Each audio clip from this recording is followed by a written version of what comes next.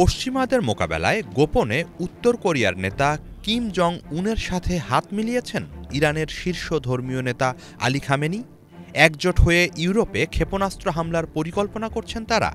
আন্তর্জাতিক বিভিন্ন সংবাদ মাধ্যম ও পশ্চিমাদের একাধিক গোয়েন্দা সূত্র তেমনটাই দাবি করছে। প্রভাবশালী ব্রিটিশ সংবাদ মাধ্যম ডেইলি মেইলের প্রতিবেদনে বলা হয়েছে, বৈশ্বিক সতর্কতা সত্ত্বেও গোপনে মিসাইল কার্যক্রম উন্নত ও শক্তিশালী করে চলেছে তেহরান। উত্তর কোরিয়ার কাছ থেকে নকশা নিয়ে ১৮০০ মাইল দূরে আঘাত হানতে সক্ষম ক্ষেপণাস্ত্র বানাচ্ছে তারা।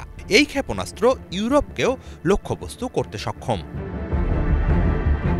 খামেনি বিরোধী ইরানিদের ফ্রান্স ভিত্তিক রাজনৈতিক সংগঠন national council of resistance of Iran NCRI দাবি করেছে, গোপন এসব ক্ষেপণাস্ত্র বানাতে মূলত দুটি স্থাপনা ব্যবহার করছে ইরান।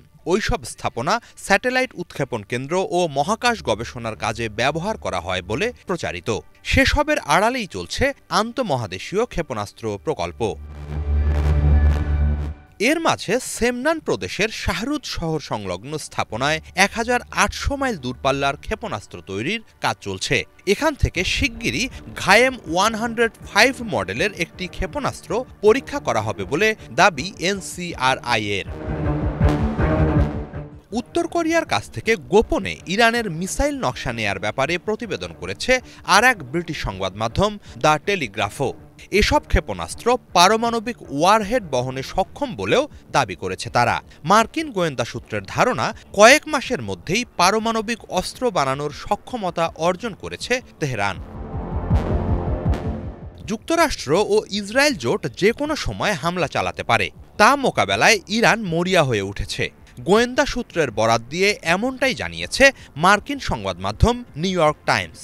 মার্কিন কর্মকর্তারা সতর্কতা জানিয়ে বলছেন, বিশেষ পরিস্থিতি তৈরি হলে ইরান পরমাণু অস্ত্র ছুড়তে পাকিস্তানি বিজ্ঞানী একিউ খানের প্রযুক্তিও ব্যবহার করতে পারে।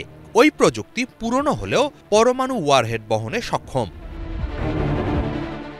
সার্বিক প্রেক্ষাপটে ইরানে হামলা চালানো উচিত হবে কিনা তা নিয়ে পর্যালোচনা করছেন মার্কিন president Donald Trump. Wall Street journal বলছে, ইরানের পরমাণু অস্ত্রধারী হওয়া ঠেকাতে সামরিক চাপ প্রয়োগকে বিশেষ বিকল্প আকারে ভাবছেন তিনি।